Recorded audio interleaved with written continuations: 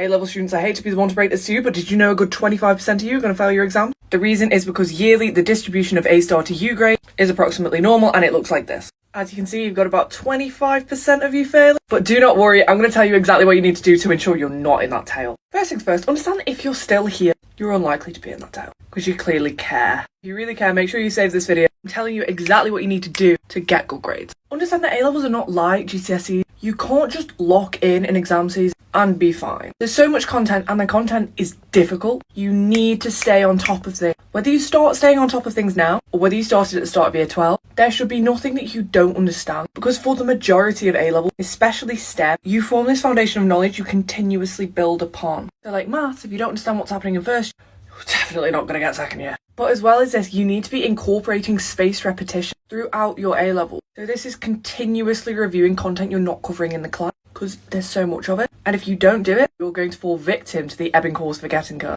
However, if you keep reviewing, it will stay in your long-term memory better. And look, I will die on this hill. In standardised exams, A-levels or GCSE, getting the marks in the exam is more important than knowing every minute detail of the specification. So an element of your revision, what you should be learning from the get-go, is how you get marks in exam questions. How many marks do we have for knowledge, application, analysis, evaluation? Obviously very different depending on the different subjects you do. But at the end of the day, you need to understand how you get those marks, because you can incorporate it from earlier on, allowing you to treat your mocks like a real exam, which is very important, especially since your year 12 mocks give you a UCAS predicted grade, and universities make decisions based on your UCAS predicted grade and your personal statement. Getting on to personal statement. By the way, I post my top study tips and tricks for A-levels every day, so make sure you follow so you don't miss out. But yes, personal statement, EPQ, coursework, work experience, supercurriculars, how do you balance them?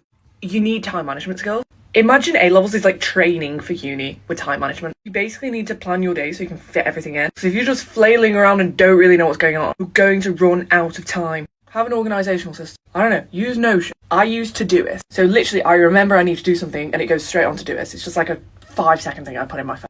This is not sponsored, but Todoist, if you see this, I would love your premium features. Anyway, point is you need to find an organisational system that works for you. You need to start all of these extra things you're doing, you know, work experience, reading books for your personal statement, applying for summer schools and these opportunities. You need to start as early as humanly possible. Research what you want to apply for before it even opens. Don't wait for people to come to you with opportunities. You go out and actively seek them. I'm aware this video is getting very long, but I have so many more tips that you can use for any of your A-level in the playlist. Be sure to comment to say on study talk. Check the playlist for my top A-level tips.